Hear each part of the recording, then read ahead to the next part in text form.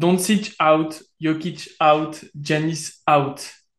Salut les amis, la Team Upset va aujourd'hui vous parler de l'Eurobasket qui commence à toucher à sa fin et on est très content d'être avec vous pour en discuter.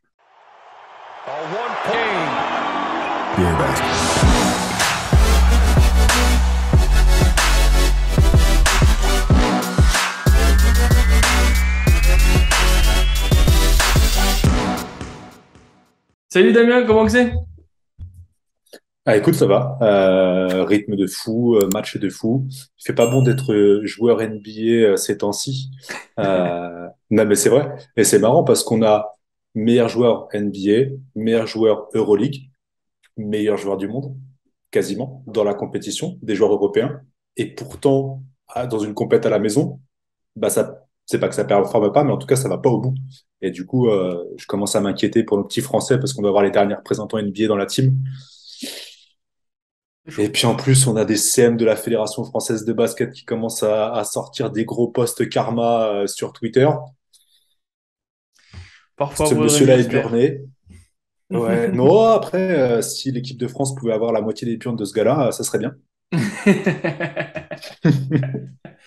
Bah, écoute, on verra pour la suite. On va pas commencer à parler de l'équipe de France. Allez. On va peut-être faire un petit tour d'horizon parce que voilà, les phases de groupe se sont terminées. On n'a peut-être pas eu trop le temps de vous en parler, même si on est bien présent sur Twitter. L'idée, c'était de présenter les résultats des huitièmes, d'en discuter un peu, puis d'aller sur les quarts qui ont réservé un lot de surprises incroyable et de voir un peu est-ce que l'équipe de France peut aller au bout ou pas. Est-ce que tu as les résultats des huitièmes sous les yeux? Allez, c'est parti. Dans le désordre, la Slovénie qui s'impose contre la Belgique. Euh, Toujours dans son petit cheminement un peu sympathique pour la Slovénie. Phase de poule passée sans problème. Ça a été un peu dur au début avec la Belgique qui était vaillante, mais qui perd au final 88-72. On a la Finlande qui tape la Croatie avec encore un énorme match de Markkanen. 94-86. La Grèce qui tape la République tchèque 94-88, avec pourtant un énorme système anti-Giannis, avec des murailles non plus finir, on se serait cru en Chine. Ben oui, ben oui. L'Allemagne qui bat le Monténégro. Cette Allemagne est super sexy. J'aurais jamais cru dire ça d'un pays de l'Europe de l'Est. Euh, ou d'une équipe où Dennis Schroeder joue. L'Ukraine qui perd pardon, contre la Pologne 94-86. Qu'est-ce que j'ai oublié? La, L'Espagne qui tape la Lituanie 102-94 avec pourtant on en parlait beaucoup en off avec Olivier, le problème de répartition des temps de jeu entre Valanciunas et Sabonis. Valanciunas qui est vite embêté par les fautes, donc du coup on se retrouve vraiment avec une configuration avec comment Sabonis en 5. Ça a été très costaud, mais l'Espagne a été vraiment très forte. Et l'apogée de ce match, ça a été quand mon fils a vu Rudy Fernandez et m'a dit, punaise, il a l'air super fort ce joueur. Alors je lui dis, bah non, c'est pas vrai, c'est pas vrai. Te fie pas aux apparences, c'est à la mèche. Ah, Et puis là, Rudy a c'est une planté légende. un énorme 3 à 9 mètres. Je dis, bon, Dagger. Pouf! Il a été énorme. c'est quand même un sacré joueur de finale. C'est quand même un sacré joueur de finale, ce Rudy Fernandez. Qu'est-ce qui manque dans les matchs à suspense? On va dire l'Italie qui tape la Serbie. L'Italie qui tape la Serbie. C'est le score. Enfin, c'est la phrase, c'est le tweet. 94-86. Non, c'est improbable. En fait, on n'était pas prêt. On savait l'Italie aussi très sexy avec ce run and gun de fou furieux avec les tickets shoot ouverts pour tout le monde, les valves à fond, et une Serbie qui a complètement déjoué un Jokic qui à 26 minutes, c'était pas la peine d'avoir le meilleur joueur du monde et de pas s'en servir sur une phase finale. Euh, donc ça a été très très dur. C'était la première grosse surprise. On a fait y en avoir une deuxième dans la foulée avec la France qui, encore une fois, miraculeusement s'en sort contre la Turquie. C'était pas beau, un troisième quart qui est un peu notre quart noir. On a eu beaucoup de mal. La Turquie aurait dû plier le match, très honnêtement. Et au final, on s'impose d'un point. Euh, donc ça a été des huitièmes de finale incroyable, ce niveau de compétition Ouais. en Euroleague. Je sais pas si tu as pu faire un peu le tour de ces matchs de huitièmes. Ouais, C'était bah, incroyable. c'était fou. Moi, je retiens plusieurs choses. La France avec un territoire énorme, C'est avec ses interceptions, son intensité de défensive folle, la claquette de Rudy pour aller en prolongation. Alors qu'on avait bien commencé le match, hein. Premier quart-temps, on leur met un sacré bouillon. Bon, ils reviennent. Je suis content de voir Ataman pleurer, être dégoûté. Voilà, je l'ai dit. Korkmaz aussi. Voilà, ils ont un peu trop parlé, ils ont un peu trop fait les mecs. Et oui, Ataman, quand il n'y a pas Larkin et Misic, c'est difficile de gagner. Voilà. Et puis, par rapport à l'Espagne, que dire? J'étais sceptique. Pour moi, c'était une équipe de fenêtre internationale, de fenêtre FIBA, pardon. Il y avait juste Low Brown qui surnageait au début, et puis tu as les frères Hernán Gomez qui ont joué comme des hommes et qui montrent de belles choses. Ça fait plaisir. Juancho n'a pas trop croqué. T'as pardon, C'est ça. Alberto Diaz qui a mis une pression défensive Ah ben, incroyable qui était énorme. Donc voilà, il y a ça qui était cool. Et Serbie-Italie. Serbie-Italie, mais qu'est-ce ouais, qui a je, manqué à nos je amis pense qu'on peut serbes? en faire. Ouais. C'était un de nos focus de On en l'émission. a beaucoup. Bah ouais, on en a beaucoup parlé en off et puis et vous sur les previews. Euh, et le constat qui avait été, c'était un peu une autre take de tout le monde pour le coup. Pesic, quel va être son rôle là-dedans quand tu as une équipe avec une telle quantité de QI basket, des joueurs de toutes les compétitions majeures, tu te dis, en attaque, je vais pas m'embêter, je vais coacher plutôt à la Ataman dont tu parlais. J'ai des hommes, ils sont assez grands pour se gérer. À partir du moment où ils ont la gonfle en attaque, ils sont capables de gérer du spacing, de distribuer les responsabilités, de mettre au fond, à l'intérieur, à l'extérieur. Et au final, tout ce que j'ai pu lire sur les réseaux sociaux, c'est qu'il y avait une préparation qui était abusée au niveau physique. Ils sont arrivés, ils étaient fatigués et il les a enfermés dans une boîte bien trop étroite quand tu vois les stratèges et les maestros qu'on a dans cette équipe-là. Et vraiment, tu te dis, la Slovénie se pose pas de questions. Alors, ça aura peut-être joué des tours, on verra tout à l'heure en quart de finale. Mais quand tu as un mec comme Jokic qui est en forme, alors il a fait une longue saison avec Denver, mais laisse-le jouer. Laisse-le jouer. Tu peux pas le faire jouer 25 minutes, 26 minutes, je crois qu'il a joué. C'est ça. Tu peux pas te permettre. Alors, Misic est pas dedans pour ce match-là. C'est pas le seul côté serbe. Mhm. Mais c'est ça, pour moi, la plus grosse incompréhension, c'est qu'un coach avec ce qui doit être un des plus beaux effectifs de la compétition, en termes de potentiel, de valeur, c'est pas possible que tu puisses te planter, que tu perdes, c'est une chose, mais que tu te plantes dans la façon de diriger ton équipe, parce que c'est pour moi là la plus grosse erreur, c'est abusé, faute professionnelle. T'as dit beaucoup de choses. Je vais pas revenir sur certaines choses, mais c'est très important que tu mettes le doigt là-dessus sur Pesic. Coaching arriéré, incapacité à s'adapter. Et troisième chose, je le savais pas, mais le fait qu'ils mettent les mecs dans des boîtes, c'est des mecs qui ont besoin de vivre. C'est des Slaves. Il y a un moment, ils ont besoin de kiffer les mecs. Ils sont là à jouer pour le maillot de leur pays. Ils sont pas en franchise. C'est un groupe qui, je suis sûr, vit très bien. Et le mec leur a mis une pression de malade, une pression qu'ils ont déjà dans leur pays. Ça n'a rien aidé.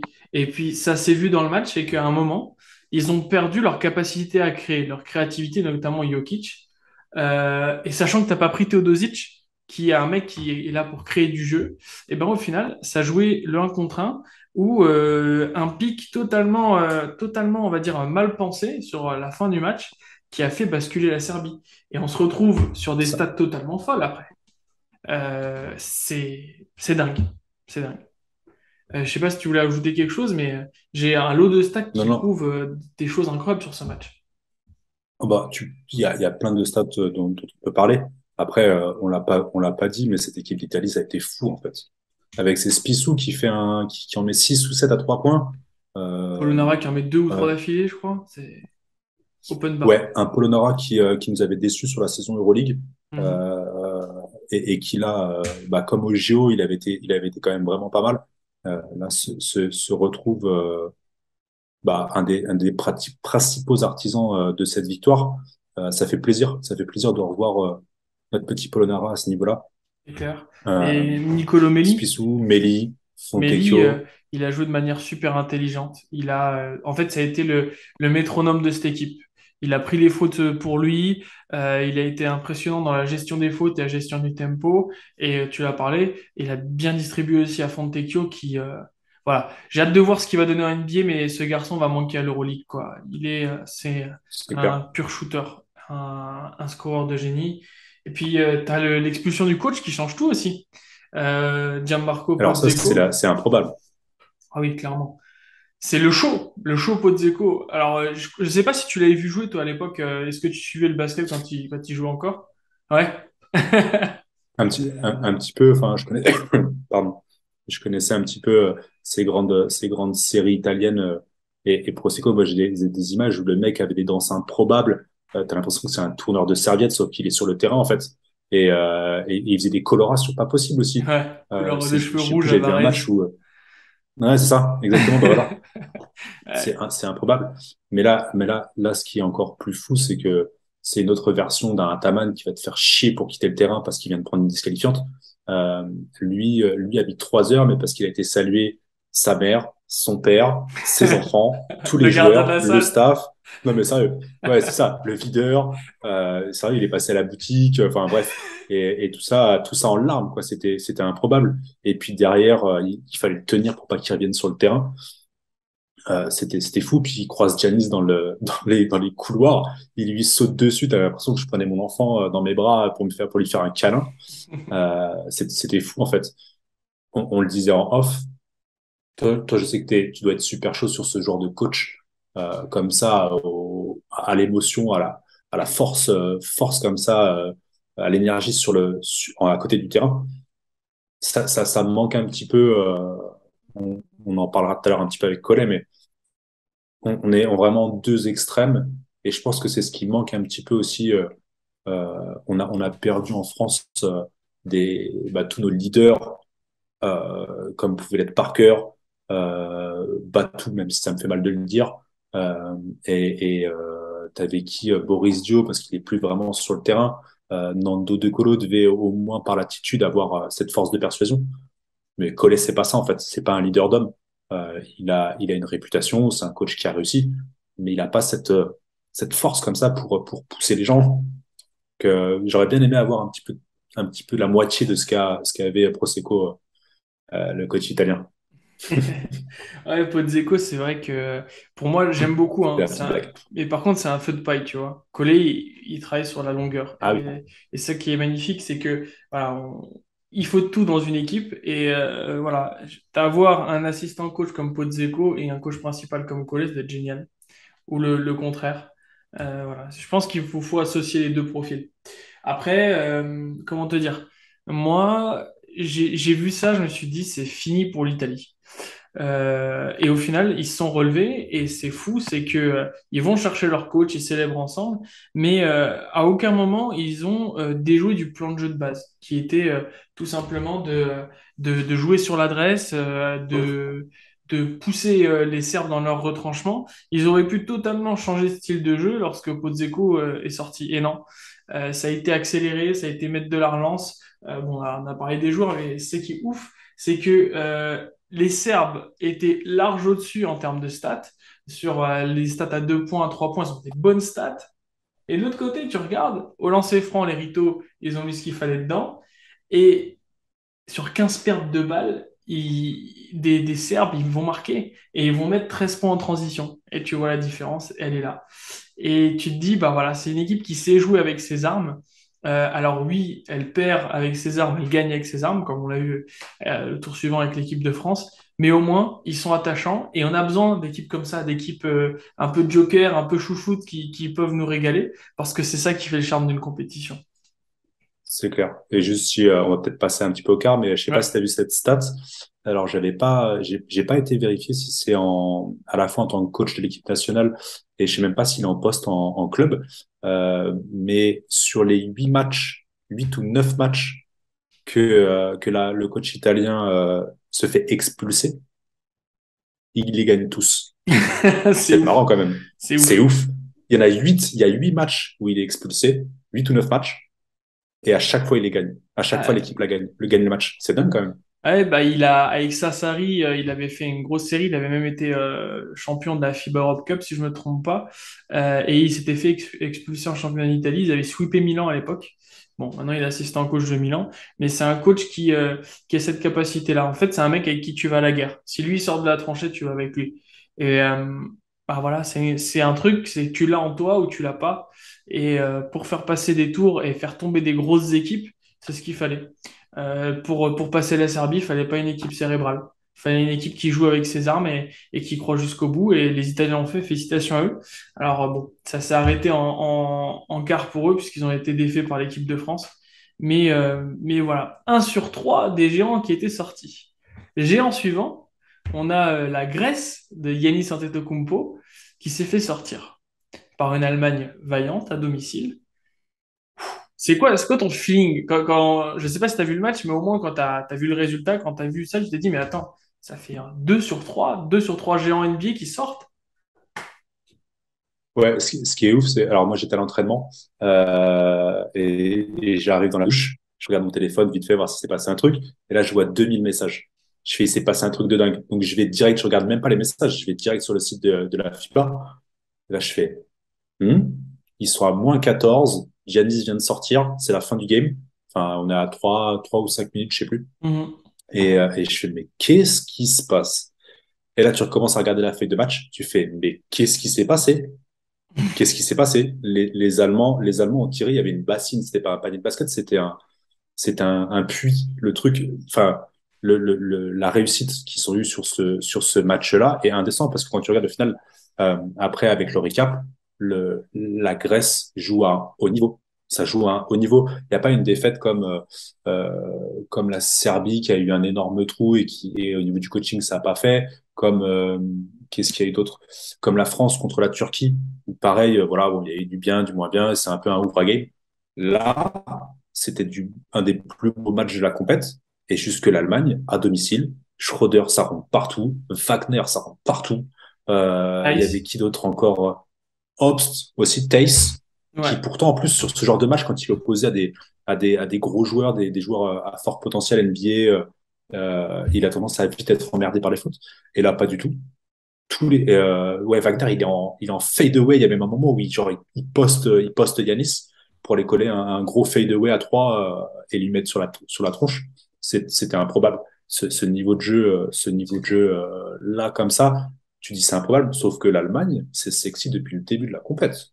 C'est la seule Et équipe qui oui. n'a pas eu trop de haut et de bas. Ils ont eu un niveau de ouf toute la compète. Et ils ont tapé énormément d'équipes, dont l'équipe de France. C'est dingue quand tu regardes, c'est une Allemagne qui shoot à 54%, 85% au lancer, et de l'autre côté, 46 rebonds. Ils ont réussi à dominer la Grèce sur les rebonds, qui pourtant est une équipe de marmules, hein. Euh, Moi, j'ai vu le match et au début, je me suis dit, bon, c'est pas grave, l'Allemagne mène, mais voilà, Giannis va pouvoir recoller, Calates a la capacité à créer du jeu et les Grecs vont un jour commencer à mettre dedans. Non, non, non, c'est pas rentré. Giannis a fait le taf, il a fait ce qu'il a pu, mais le pauvre gars, à un moment, était défendu par 5 joueurs sur une action. C'était les 5 sur lui. Euh, et pas de réussite à 3 points. Donc triste, triste.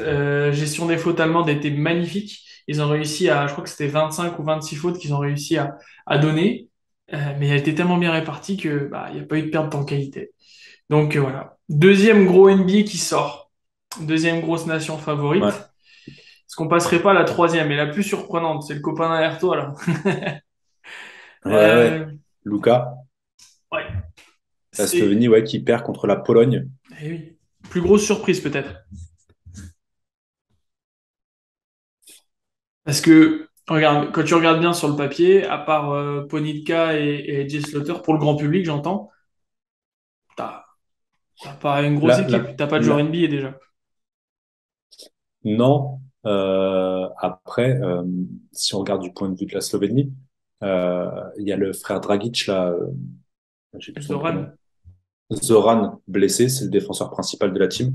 Hmm. Euh, Pardon. Il y a, comme il s'appelle aussi à l'intérieur, Toby, qui est toujours pas se remis de la blessure quand il se jette sur l'arbitre, là. Hmm. Donc, quand l'arbitre se jette sur lui. Euh, Et ils sont arrivés, on l'avait annoncé, ils avaient une poule super simple.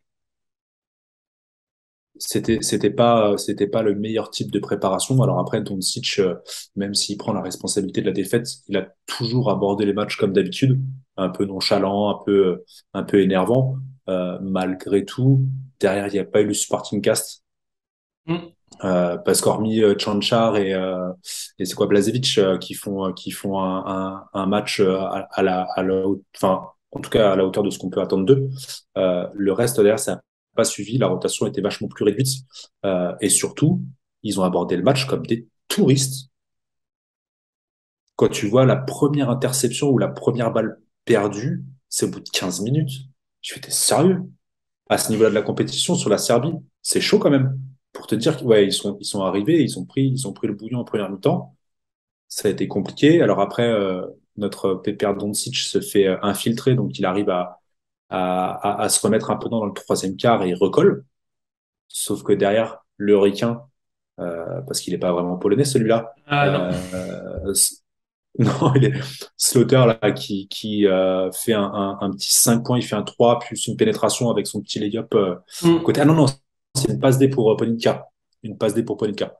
Euh, Un et tu triple-double te sur le dis, match. ah ouais, puis et en plus, ouais, tu te dis, c'est Doncic qui va le faire sur ce match-là. Et non, là, Et, c'est Polinka. Et puis, c'est du très, très lourd. Je crois qu'il est quoi, 26, il doit faire 14 rebonds et 12 plus d'une passes, douzaine de passes, un comme truc ça, comme ouais. ça.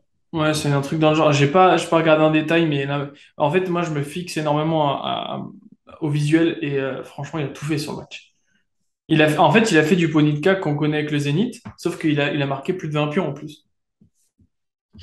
Ouais, bah beaucoup plus de responsabilités à la main, Ouais. beaucoup plus ball handler sur cette compète que ce qu'il peut avoir au Zénith, Mm. parce que tu avais du Lloyd ou autre là-bas à Saint-Pétersbourg. Là, beaucoup plus responsabilisé. Et puis derrière, ça joue, c'est jeune, ça court.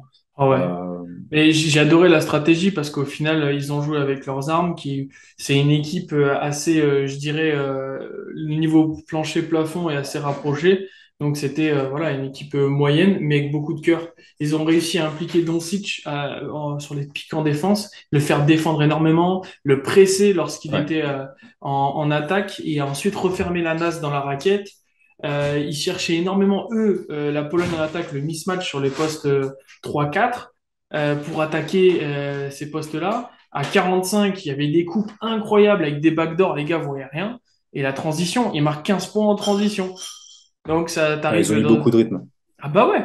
Et donc si tu sors sur 5 fautes, et puis tu as la Slovénie qui a mené 31 minutes pendant le Et puis match. derrière, pia, ça pleure, ça pleure, ça pleure. Ça devait Hum. arriver. Ça devait Non. arriver. C'est un des rares à avoir été épargné par rapport à tout ça. C'est même un de ceux qui est le plus border chaque match. Hum. Euh, et alors après, c'est courageux par contre parce que c'est le seul de nos trois NBAers en question ce soir qui s'est présenté derrière en conférence de presse et qui, en plus sur une question anodine, lâche le morceau en disant bon, ok, Ouais, ma faute, j'ai pas été au niveau sur ce match-là.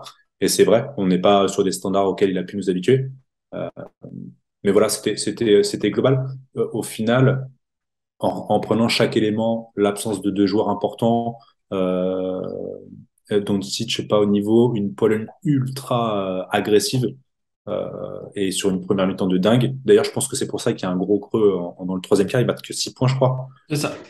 C'est pas volé. C'est pas volé. Ça me choque plus de voir le niveau parce que la Grèce, on la voyait tous plus ou moins au moins dans le dernier carré, quoi. Ouais. Et c'est juste que l'Allemagne a eu un niveau tellement incroyable. Mais là c'est vraiment la Slovénie qui a déjoué. Ils peuvent s'en vouloir quand même. C'est sûr. Et du coup, pour terminer le tableau, on a l'équipe de France qui a réussi à éteindre l'Italie après prolongation. Match poussif, pour pas dire plus. Comment tu l'as ressenti? Et surtout, après, on a un dernier carré avec l'Espagne qui va rencontrer l'Allemagne et nous qui allons rencontrer la Pologne. Comment tu sens tout ça?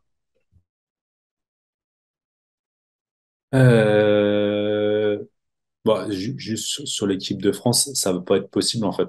Ne serait-ce que pour nos nerfs. Il y a un moment, faut arrêter. Non, mais sérieusement, il y a un moment, et là, pour revenir sur la punchline du CM de la Fédération française là sur Twitter. Faire le malin en disant que Fontecchio rate double pas et lancé sur la fin de match. Ouais, c'est un peu limite. Ça fait d'ailleurs super mal au cœur. Et pourtant, je suis patriote, enfin même de la team, je suis peut-être le plus dingue de la France parce que j'étais souvent à l'étranger. Mais là, ça fait mal au cœur pour lui. Il le mérite pas en fait.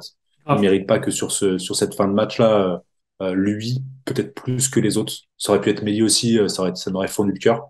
Mais ça mérite pas de perdre le match sur un Et double pas raté, surtout qu'il est un archi double pas propre sur toute la défailli raté. compète. Il ouvre jamais sa bouche, il met dedans. Voilà, c'est comme ça. Donc ça, et encore une fois, on a vu beaucoup trop de limites au niveau de l'équipe de France. Euh, il va vraiment falloir qu'on fasse une émission sur la gestion des cadres dans l'équipe de France, parce que ça peut pas le faire, ça peut pas le faire du tout. Ouais, il faudra faire une émission pour parler de ces cadres, effectivement.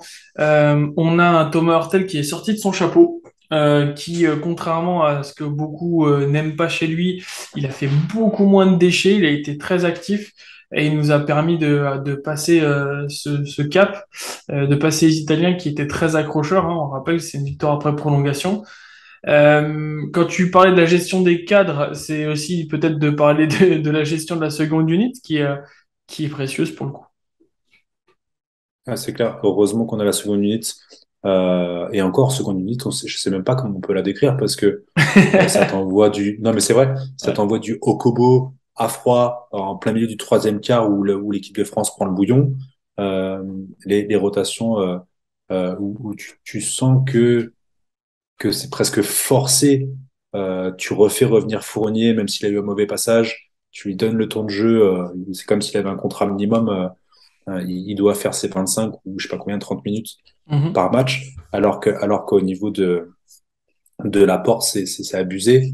Euh, Fournier, il y a qui d'autre Hurtel est pas dedans. T'as pas de seconde unité en fait, parce que dès qu'il peut, il remet les cadres.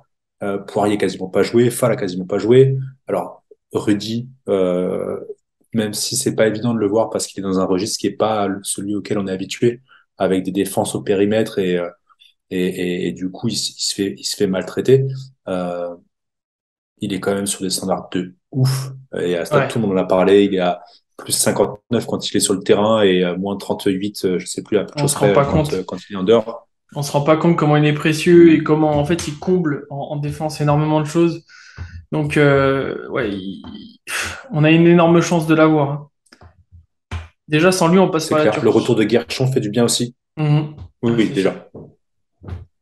Le retour de Guerchon. Après, voilà, Okobo, on le voit pas.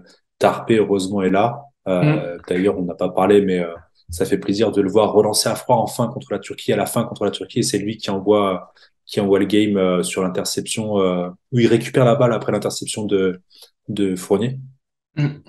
Et où il y a un énorme problème de rotation. Et puis le pire, c'est que tout le monde en parle pour suivre du coup tout ce qui se fait autour dans différentes langues. C'est vraiment la grande question. La France n'est pas à son haut niveau où on l'attendait. Le coaching est pas aussi serein que d'habitude. Pas aussi pourtant d'habitude Collet est plutôt à cheval sur ses principes, sur ses rotations et tout ça. Et là, t'as l'impression que c'est un immense merdier. Non, mais c'est vrai, on s'en sort pas du tout, en fait. Après, je pense qu'il y a énormément le cœur qui parle aussi. Mais, mais c'est pas possible. La Turquie, on est à plus d'une quinzaine de points, je crois, à la mi-temps. Mhm. Ça doit durer, ça doit rouler sur ce match-là. L'Italie, ça aurait dû être plus compliqué. On s'en sort pas si mal, parce que notamment, c'est vrai que Hurtel a été moins dans les déchets, mais on peut pas se permettre à ce niveau de la compétition. C'est fini, les jokers, on les a grillés, hein. On les Exactement. a grillés. On Exactement. les a Là, on grillés, peut ça plus se suffit. permettre de faire un troisième quart comme ça. Il faut réussir à tuer le game quand on peut. Et puis derrière, les Polonais vont arriver les couteaux entre les dents. Ça fait 40 ans qu'ils n'ont pas fait une médaille, donc ils vont avoir envie d'aller chercher une finale au moins. Donc je suis sûr que si on fait une entame écœurante ou un troisième carton écœurant, on n'y sera pas. Et on n'a pas la pression de jouer contre l'Allemagne qui, elle, est à domicile. Par contre, les Polonais, non seulement ils étaient nombreux dans la salle, mais en plus de ça, ils ont une pression énorme sur leurs épaules. Nous, on est habitué de ces grands rendez-vous et il faut pas qu'on se dise que voilà, tout est acquis et que c'est facile. Non, non, ça va être très intéressant de voir l'équipe de France. Moi, je pense que si on arrive à écrabouiller des Polonais, sans leur manquer de respect, bien sûr, hein, à gagner contre la Pologne, mais largement, il y a la place pour aller chercher le match en finale, et que ce soit l'Espagne ou l'Allemagne. Moi, vous le savez, hein, j'ai pronostiqué la France gagnante et je les vois toujours gagner. Je les vois toujours gagner parce que c'est quand on est les moins attendus que l'on gagne. Toujours comme ça en sport. Enfin, avec l'équipe de France en tout cas. Donc voilà, il faut juste être focus, que peut-être que c'est un coup de bluff de pas trouver ses rotations. Peut-être qu'au final, ce qui va se passer, c'est que il va nous sortir des mecs avec des standards habituels qui vont faire le boulot. Quoi qu'il en soit, voilà, ce carré final était absolument pas attendu, et il le régale. Ça me régale. C'est un euro Non, c'est clair. qui aura porté beaucoup de promesses et au final les aura tenues. Parce que nos trois NBAers, enfin, avec leurs équipes respectives, donc Grèce, Serbie et Slovénie, on les voyait dans le dernier carré. Au final, ben non. Et ben tant mieux, ça permet de mettre en lumière d'autres choses. Et puis surtout, ils vont revenir avec encore plus faim pour le mondial, pour les Jeux Olympiques. Donc, voilà, je tire énormément de positif de tout ça. C'est clair. C'est un des plus bels euros qu'on ait pu avoir depuis un moment. Mm. Un des plus relevés. Ah oui. Alors, on va mettre toutes les histoires d'arbitrage de côté, parce que ça devient pénible aussi, les histoires d'antisportives et autres. Euh, et ouais, ça tient toutes ses promesses. Moi, ce qui m'embêterait, c'est que la France aille la chercher sans qu'il n'y ait pas eu un match mérité. Parce qu'au final, l'Italie, on mérite pas tant que ça. La Turquie, on mérite pas tant que ça. C'est vrai. Il faut, on La peut pas. Lituanie, Alors après, on mérite la ouais, c'est un Lituanie, match de peut-être. poule. C'est un match Ouais, de t'as pas tort. poule. Je sais Ouais, pas. c'est vrai. Je me dis qu'il faut. On peut pas arriver avec une médaille. À ce moment-là, on va dire que c'est comme Los Angeles dans la bulle. Oui, effectivement. Mais tu Enfin, verras que ce sera en finale. c'est comme s'il y a une petite étoile.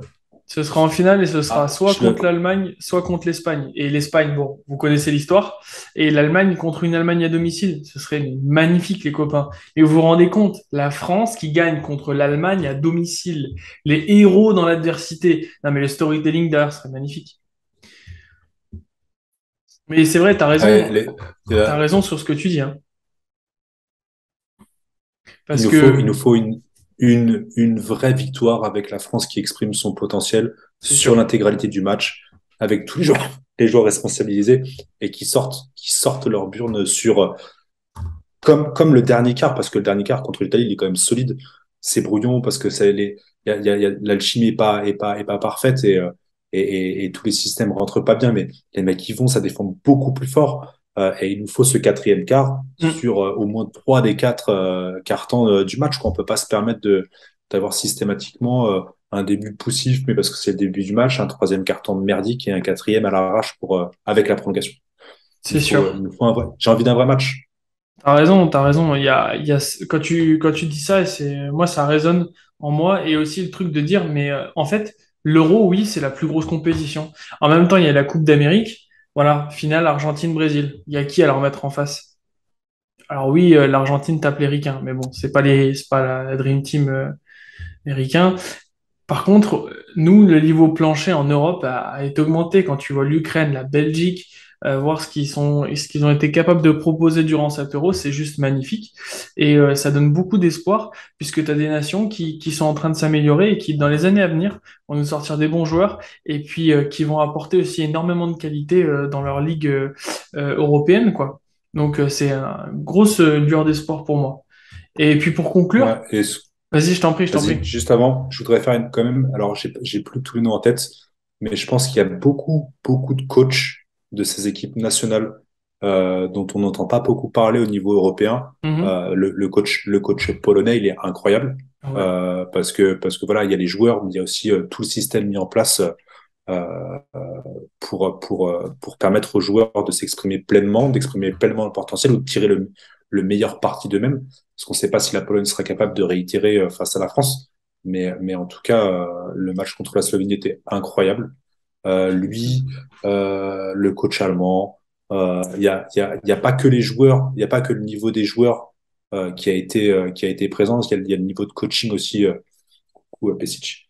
Hum, Euh, le niveau de coaching et de stratégie, d'adaptation et tout, est assez fort en fait. c'est Coucou ça. Alex. Ouais, ouais, franchement, il y a ça, c'est super important. À voir où certains vont signer et à voir aussi dans quel staff ils seront, parce que souvent ils font des petits allers-retours avec des staffs NBA. C'est super intéressant et pertinent de le remarquer. Et puis enfin, on en vient à cette haute demi-finale, Espagne-Allemagne, une Espagne qui, bah, en fait, je la trouve plus rassurante que la France malgré tout, parce que bah voilà, ils jouent avec le peu de force qu'il leur reste. Et quelle force! Lorenzo Brown impérial. Ça y est, je fais partie de la team, hein. Moi, j'ai du mal avec lui. Ça y est, moi, je suis amoureux maintenant. Damien a voulu me convaincre avec Ouais, mais t'es l'Unix dans en le début de wagon. saison. Ah, je suis dans le wagon là. Ça, c'est réglé. Non, non, T'es dans le vraiment wagon, mais incroyable. avec Olivier, on est en train de le conduire, le wagon, là. J'avoue. Et puis voilà, un cœur énorme cette Espagne et une Allemagne qui est tout aussi séduisante. Ça va être un match, mais basket champagne celui-là. Ouais, parce qu'on en a pas parlé, on est vite passé. Je vais pas chercher non plus, mais le petit Willy Hernan Gomez, là, il a sorti une masterclass aussi Costaud, hein. Costaud.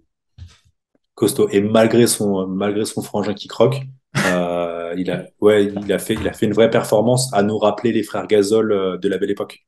Ouais, en plus fit et capable de s'écarter. Le frangin passe sa vie au large, mais Willy aussi, hein. Il peut s'écarter. Ouais.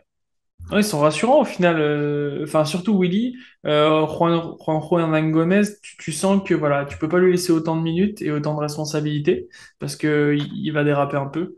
Mais malgré tout, contre la Lituanie, il a été énorme, hein. Et puis voilà, t'as de la ressource, des mecs que le grand public ne connaît pas, les Jaime Fernandez, les Alberto Diaz, ce genre de Diaz, type. Tu les envoies en mission, mais ils y vont, ils se posent même pas la question et c'est magnifique. Ça aurait été très intéressant de voir une demi-finale Pologne-Espagne parce que dans le niveau de grinta et d'investissement, ça aurait été intéressant. C'est comparable. je suis pas mécontent de taper la Pologne, Ah oui, bien sûr. pas pour les sous-estimer, mais je pense que sur une rotation qui est quand même réduite, l'investissement physique qui a été mis sur ce match-là, je me dis que ce sera compliqué pour eux de reproduire la même intensité de jeu contre la France, et je me dis que ça peut nous permettre de passer peut-être plus sereinement sur la finale. Et puis voilà, après, peu importe Espagne ou Allemagne, la marche sera énorme aussi, donc Ouais, c'est clair. on verra bien. C'est clair. D'ailleurs, donc toi, tu annonces la France. Moi, Ouais. je me posais pas la question parce que par principe, je reste patriote. Ceux qui nous suivent et qui regardent cette vidéo, mettez-nous ça en commentaire qu'on voit un petit peu où sont les patriotes, où sont les vendus du sud de la France, là-bas, plutôt là-bas. En tout cas, ouais, cool. Enfin, mercredi, il va falloir faire une pause, trouver un moment dans la journée pour regarder le match en direct parce que c'est pas possible. Ouais, c'est sûr. C'est sûr. Non, mais c'est un euro qui aura porté beaucoup de promesses. Ça aurait été très intéressant, enfin, qui aura tenu, pardon, beaucoup de promesses. Ça aurait été super intéressant. Et puis à voir aussi comment ils vont revenir en NBA, les copains. Lucas, il va revenir peut-être très énervé. Et puis voilà, je pense que il va falloir regarder attentivement l'équipe de France qu'elle va proposer au prochain match. Et soyez sûr que s'il gagne, j'en connais un qui en Île-de-France va totalement déraper et courir dans la rue avec un drapeau bleu, blanc, rouge. Je donne pas de nom, il fait partie des deux garçons. Voilà, bah merci Damien d'avoir été là, c'était top, ça fait du bien de débriefer un peu cet euro. On se retrouve bientôt avec les previews Euroleague. On se retrouve aussi avec beaucoup de choses, notamment si vous êtes du coin de Limoges, il y a des choses qui devraient vous intéresser. Il y a aussi Si vous êtes fan de l'Alba comme Lucas aussi, il y aura des petites choses pour vous. Ouais, ouais, ouais, il y aura deux, trois choses. Donc, restez connectés à Upset Media. N'hésitez pas à nous suivre, partager et surtout nous stimuler, nous poser des petites questions. On est friands de débat. La grosse bise et à bientôt. Ciao, ciao. Ouais, ciao.